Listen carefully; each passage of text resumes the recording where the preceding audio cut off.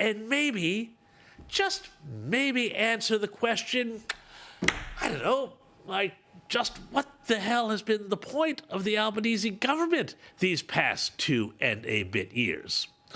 Look, I want to take you back to that heady evening back in May 2022 when Albo won his election. He dispatched the hated Morrison government, rocked up to a leagues club deep in the heart of his electorate in beloved red-green inner West Sydney, and promised a better way for Australia.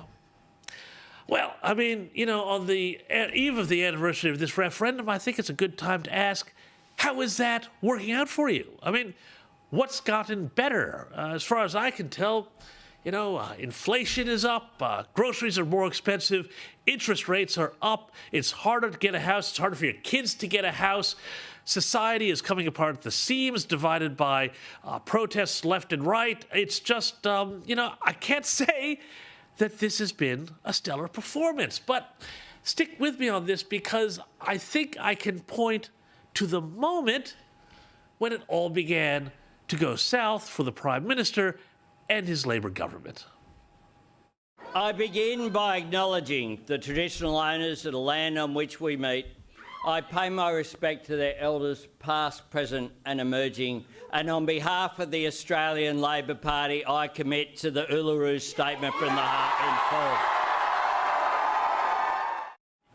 full. Oh, how they cheered.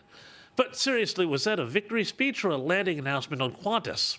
What followed, of course, we all know. More than a year of rancorous division campaigning, a proposal for an Aboriginal and Torres Strait Islander voice to Parliament that was backed by all the A-list corporations and B-list celebrities, and which started out being around 65-35% pro in the polls, but by referendum day ended up being about 60-40 against.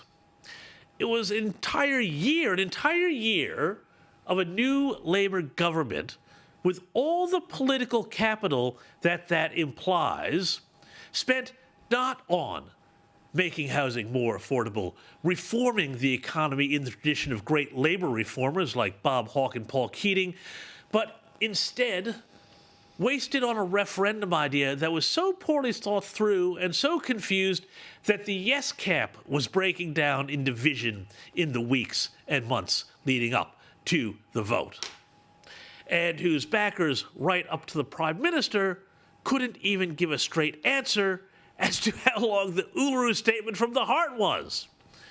It was here, of course, that we got the true, I think, measure of Anthony Albanese, and learned that his and his government's entire modus operandi was going to be to fight on emotion, not fact, and then, when called on it, say disinformation, and call your opponents conspiracy theorists. Remember this fiery question time response from the PM on the question of whether the Uluru Statement was really just a one-page, simple, gracious, generous request, or if there were a lot more sinister underlying documents sitting behind the thing.